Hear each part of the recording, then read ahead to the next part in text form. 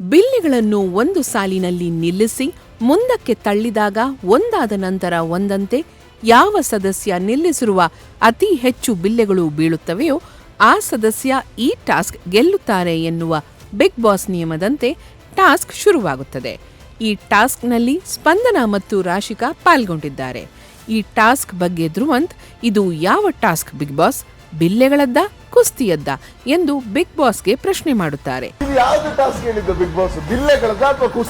Task ನಲ್ಲಿ ಪೈಪೋಟಿ ನಡೆಸುವ ರಾಶಿಕಾ, ನಿನ್ನನ್ನು ಲಾಕ್ ಮಾಡಿಕೊಂಡು ಒಂದ್ ಕಡೆ ಕೂತ್ಕೊಳ್ಬಹುದು, ನಾನು ಆ ಎನರ್ಜಿ ಕೂಡ ವೇಸ್ಟ್ ಮಾಡ್ಕೊಳ್ಳೋಕೆ ನನಗಿಷ್ಟ ಇಲ್ಲ, ನಾನು ಅಷ್ಟೊಂದು ವೀಕ್ ಅಂದ್ಕೊಂಡಿದ್ದೀಯಾ ಸ್ಪಂದನ ಎಂದು ಸ್ಪಂದನಾಗೆ ಪ್ರಶ್ನಿಸುತ್ತಾರೆ.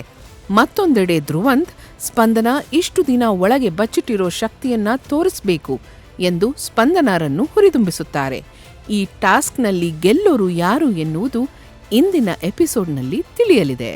ಬಿಲ್ಲೆಗಳನ್ನು ಒಂದು ಸಾಲಿನಲ್ಲಿ ನಿಲ್ಲಿಸಿ ಹಿಂದಕ್ಕೆ ತಳ್ಳಿದಾಗ ಒಂದಾದ ನಂತರ ಒಂದರಂತೆ ಯಾವ ಸದಸ್ಯ ನಿಲ್ಲಿಸಿರುವ ಅತಿ ಹೆಚ್ಚು ಬಿಲ್ಲೆಗಳು ಬೀಳುತ್ತದೆಯೋ ಆ ಸದಸ್ಯ ಈ ಟಾಸ್ಕ್ ಅನ್ನು ಗೆಲ್ಲುತ್ತಾರೆ. ಬಿಗ್ ಬಾಸ್ ಬಿಲ್ಲೆಗಳದ ಅಥವಾ ಕುಸ್ತಿದ?